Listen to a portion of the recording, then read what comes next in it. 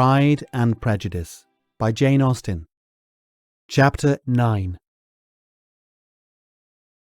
Elizabeth passed the chief of the night in her sister's room, and in the morning had the pleasure of being able to send a tolerable answer to the inquiries which she very early received from Mr. Bingley by a housemaid, and some time afterwards from the two elegant ladies who waited on his sisters.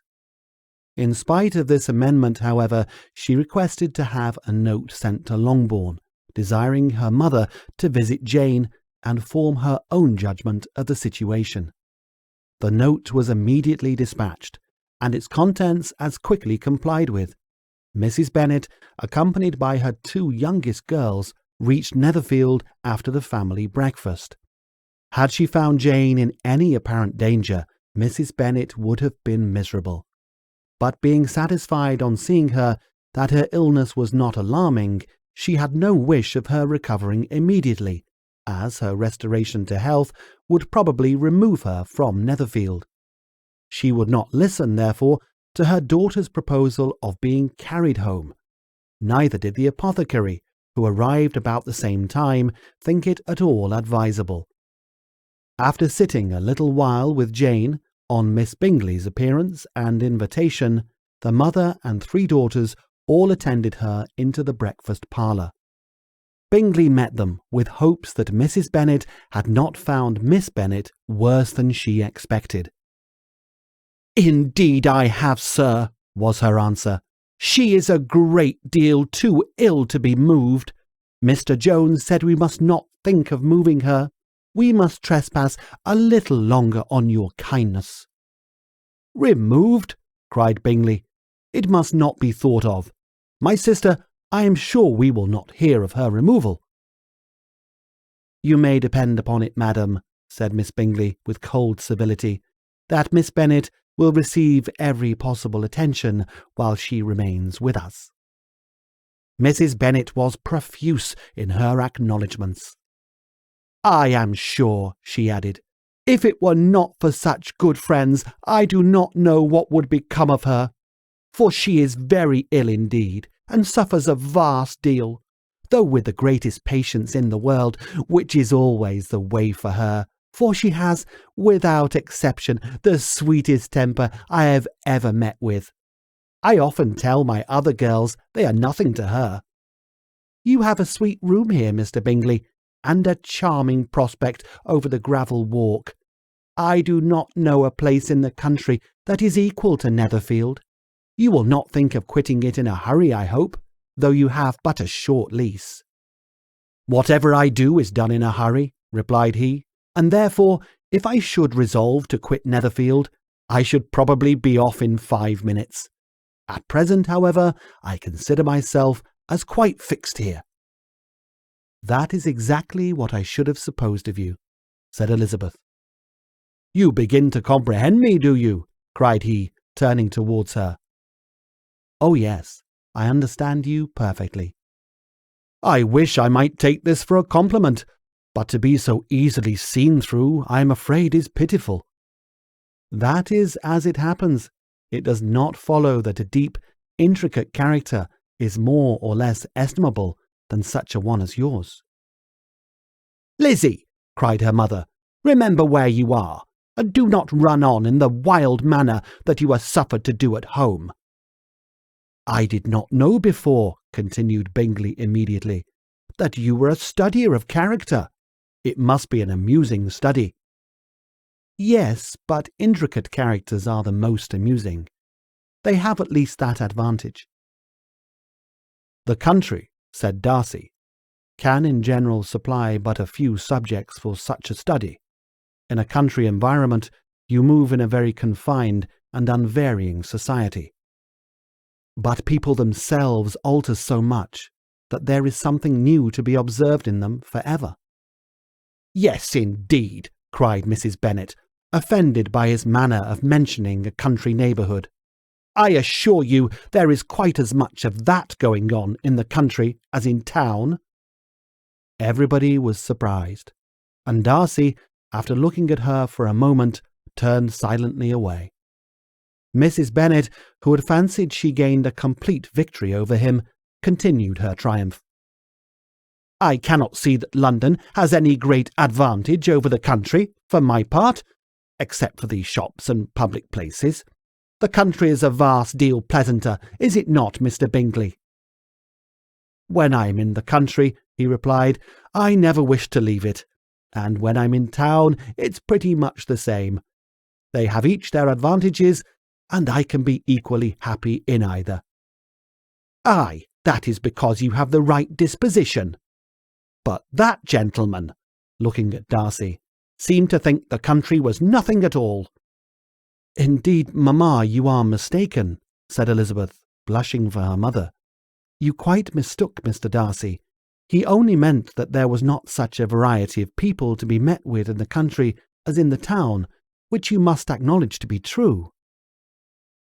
"Certainly, my dear, nobody said there were. But as to not meeting with many people in this neighbourhood, I believe there are few neighbourhoods larger. I know we dine with 24 families." Nothing but concern for Elizabeth could enable Bingley to keep his countenance. His sister was less delicate, and directed her eyes towards Darcy with a very expressive smile. Elizabeth, for the sake of saying something that might turn her mother's thoughts, now asked her if Charlotte Lucas had been at Longbourn since her coming away. "Yes, she called yesterday with her father. What an agreeable man Sir William is, Mr. Bingley, is not he? So much the man of fashion, so genteel and easy. He always has something to say to everybody. That is my idea of good breeding. And those persons who fancy themselves very important and never open their mouths quite mistake the matter." "Did Charlotte dine with you?" "No, she would go home. I fancy she was wanted about the mince pies. For my part, Mr. Bingley, I always keep servants that can do their own work. My daughters are brought up very differently, but everybody is to judge for themselves. And the Lucases are a very good sort of girls, I assure you. It is a pity they are not handsome. Not that I think Charlotte is so very plain, but then she is our particular friend." "She seems a very pleasant young woman." "Oh dear, yes. But you must own she is very plain. Lady Lucas herself has often said so, and envied me Jane's beauty. I do not like to boast of my own child, but to be sure, Jane, one does not often see anybody better looking. It is what everybody says. I do not trust my own partiality. When she was only 15, there was a man at my brother Gardner's in town so much in love with her that my sister-in-law was sure he would make her an offer before we came away. But however, he did not. Perhaps he thought her too young. However, he wrote some verses on her, and very pretty they were." "And so ended his affection," said Elizabeth impatiently. "There has been many a one, I fancy, overcome in the same way. I wonder who first discovered the efficacy of poetry in driving away love." "I have been used to consider poetry as the food of love," said Darcy. "Of a fine, stout, healthy love, it may. Everything nourishes what is strong already. But if it be only a slight, thin sort of inclination, I'm convinced that one good sonnet will starve it entirely away."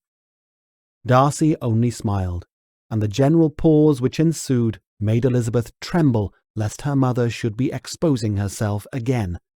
She longed to speak, but could think of nothing to say, and after a short silence Mrs. Bennet began repeating her thanks to Mr. Bingley for his kindness to Jane, with an apology for troubling him also with Lizzie. Mr. Bingley was unaffectedly civil in his answer, and forced his younger sister to be civil also and say what the occasion required.